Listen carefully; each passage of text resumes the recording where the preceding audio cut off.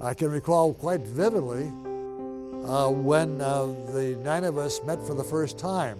We were told to go down to sign in under the name of Max Peck. And it turned out that all 9 of us signed in under the name of Max Peck. Then there was this young fellow that I said, we introduced each other, and he was a fellow by the name of Neil Armstrong. And I said, well, are you in the Navy or the Air Force? He says, no, I work for NASA. And I thought, uh-oh, boy, we got a ringer here. It's going to be a tough battle to get a flight on with Neil aboard. But he turned out to be a team player, a real great guy. And as we know from the history of what went on after that. After people had looked up for tens of thousands of years and wondered what was up there, Neil was the first person to ever make a footprint on some place other than Earth. I told Neil once that I'm not a very jealous person, but for him I'll make an exception on that one. That first step on the moon was really something. He always had car troubles, and he drove out one time and in one of his cars and had quit working out at work. So we borrowed a tow rope from the maintenance people, and I hooked it up to my station wagon and up to his car, and I towed him into Lancaster at about 70 miles an hour. So I could see him shaking his fist at me in the window.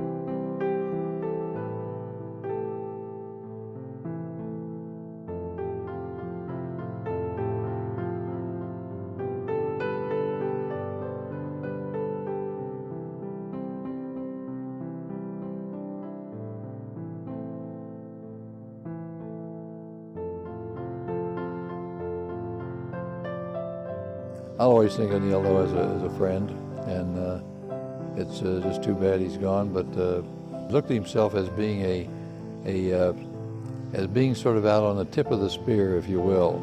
And there were just a lot of thousands of people that were designers and engineers and people who made it possible for him to be out there doing what he did.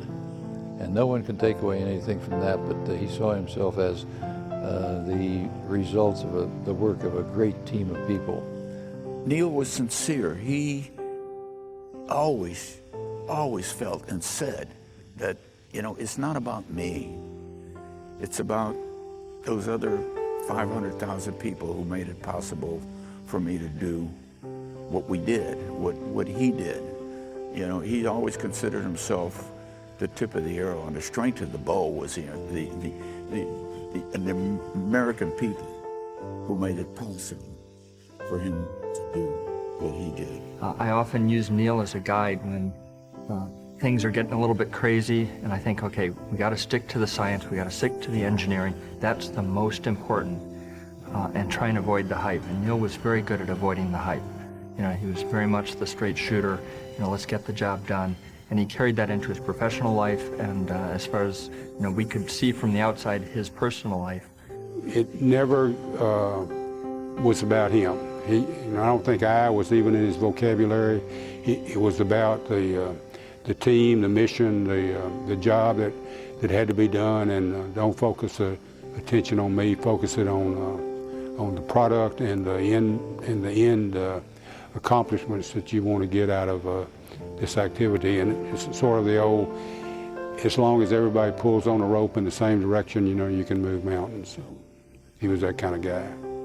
Look at the Apollo 11 mission patch. He was commander of that mission, and as it went back then, the astronauts designed their mission emblem, and there was one for every mission. That particular mission patch, look at it closely, there's no astronaut names on it. Why is there no astronaut names on it? Well, the word at the time was because the commander of the mission, who has 51% of the vote of what goes on the patch, didn't want the astronauts to get credit for our country being the first to land on the moon. He wanted our nation to get credit for it. So no names on the patch. There's the eagle there, of course, representing the strength of our country, but the eagle is not carrying arrows in a form of arrogance or military. It's carrying an olive branch for peace. And to me, that kind of represents the personality of Neil. In life, it seems like when we lose something, God has a way of replacing it with something. And while there is no comparison whatsoever between curiosity and Neil Armstrong, it is a second wave of explorers beyond the Earth orbit. And so it did worry me that, here's this new explorer, and I hope it's not replacing, the icon. So He just wanted to know that other kids could be inspired, not just only by his accomplishments, but by the accomplishments of a country. The impossible is possible. All you got to do is go out and do it. I'm Neil Armstrong. I was the first human being on another, quote, planet in this universe. If I can do it, why can't you do it? Now, how's an 18-year-old, a 16-year-old, a 25-year-old going to argue with Neil Armstrong?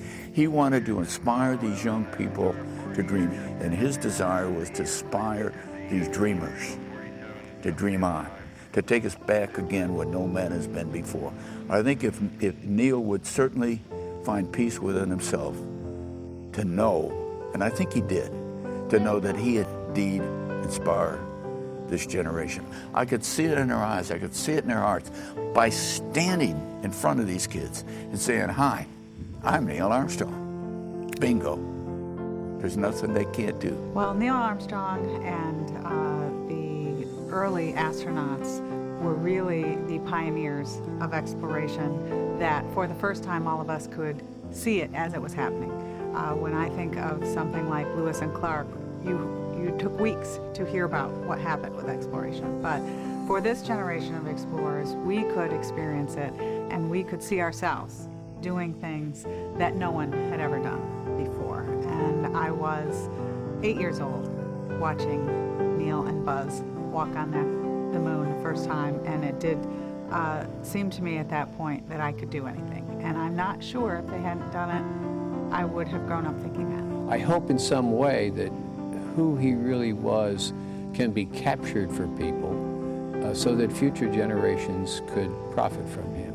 Because if we had a role model, Neil was one of our best role models. Whether it was going into space, or being an engineer, or being a successful businessman, or anything like that, that his approach of being quiet, not assuming, but accomplishing things, I think that is something of his legacy that young people would appreciate. We all lost a piece of ourselves today, all of us who consider ourselves explorers. I've often wondered if during these passing years, when Neil looked up at the beautiful moon, he thought, been there, done that. I believe God sent Neil here to do what he needed to do. And once his assignment was up, then God called him back home. And so I'm really thankful and glad for that.